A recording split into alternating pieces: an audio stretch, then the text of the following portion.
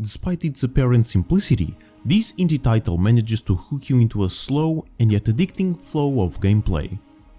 Since its huge success during its Kickstarter campaign back in 2020, the game has shown a big premise with humble ambitions, and its newly forged community believed in it, being funded in less than 24 hours and ending up with more than 5 times its initial budget. And now, after 2 long years of waiting, it has finally arrived in early access. But has the game achieved what they have promised? Welcome to Dino-Meter. Today we will be reviewing the newest city builder, The Wandering Village, developed by the Swedish team Stray Fawn Studio. A huge thank you to the developers for offering me a review copy of the game. Truly appreciated. I'm not going to waste your time. If you're a fan of city builders or management games, this title is a great experience and it's definitely worth your time. It is a great breath of fresh air in a genre filled with copycats or undeveloped releases, and Wandering Village plays with new concepts and ideas that are done wonderfully. If you enjoy these kinds of games, this title is absolutely a good investment of your time and money.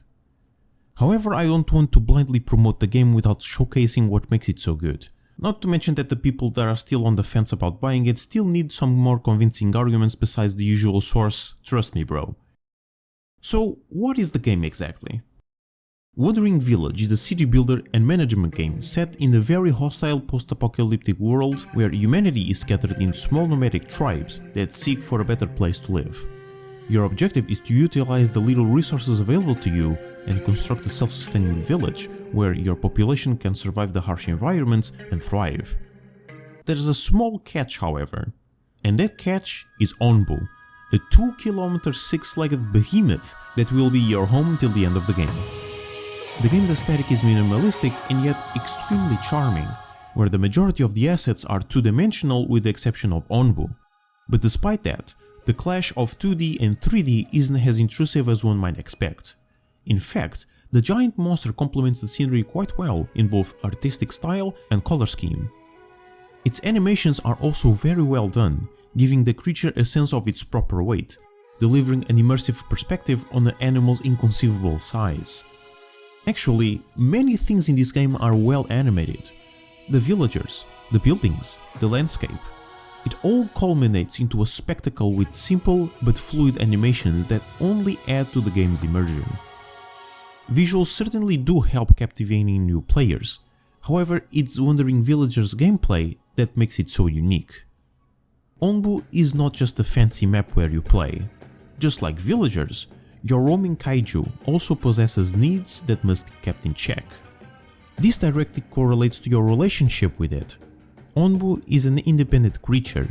It will walk, eat and sleep wherever and whenever it wants, and sometimes it won't make the best choices. The player can research specific buildings that allow them to interact with it directly, giving it orders, feeding it with food or medicine, healing it or simply petting it.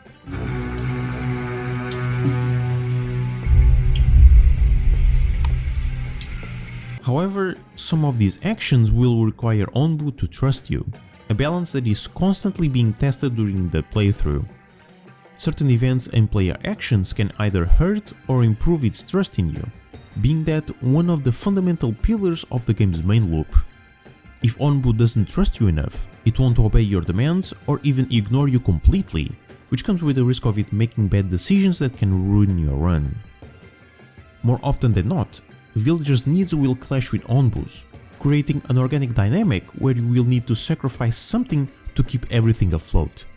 This symbiotic relationship between Onbu and the village is what makes this game so incredibly unique and charming, and it's by no means an easy task. Wandering Village is a very hard game. Many mistakes can happen without the player noticing until it's too late and permanently affect your run or straight up losing it. Fortunately, the game has a difficulty setting in case you want to take a more casual approach. Throughout your journey, the player will progressively encounter numerous biomes, hazards and locales that will challenge them when it comes to manage their village. The area's temperature, humidity and toxicity levels will periodically change, forcing the player to keep constant attention on the villagers' health as well as their resource production. The game's mechanical features are not complex or deep on an individual level. However, they often interconnect with each other, creating progressive layers of complexity that are challenging without causing players to feel overwhelmed. And management doesn't end there. Resources on Onbu are limited and finite. In order for the player to survive in the long run, they will need to build scavenger huts, a structure dedicated on sending squads that will search and investigate areas of interest. This is where you will find most of your population and resources late game. The game's main menace is spores, a special type of fungi that periodically infests and spreads on Onbu's back.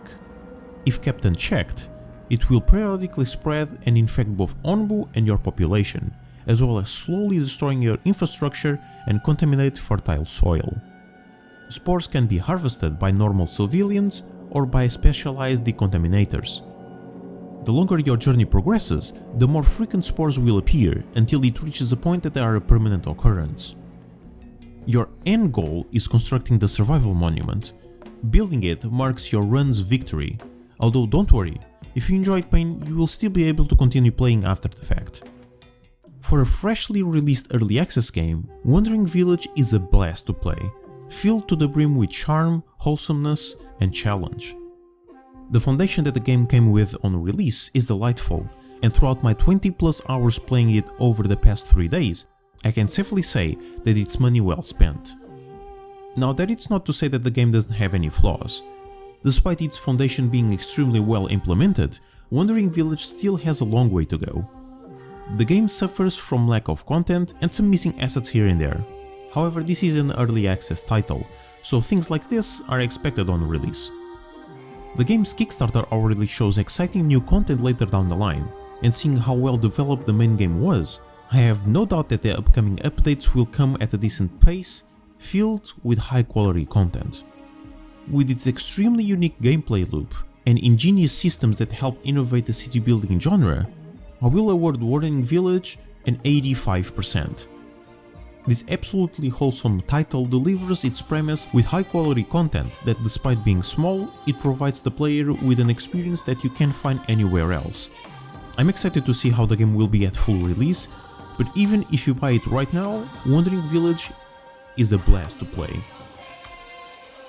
A huge thank you to my Patreon supporters for supporting the channel and the content I create. If you want to join the ranks, the link will be in the description. Don't forget to share your thoughts and opinions down below, join our Discord server for memes and paleo nerd stuff, and I hope to see you next week.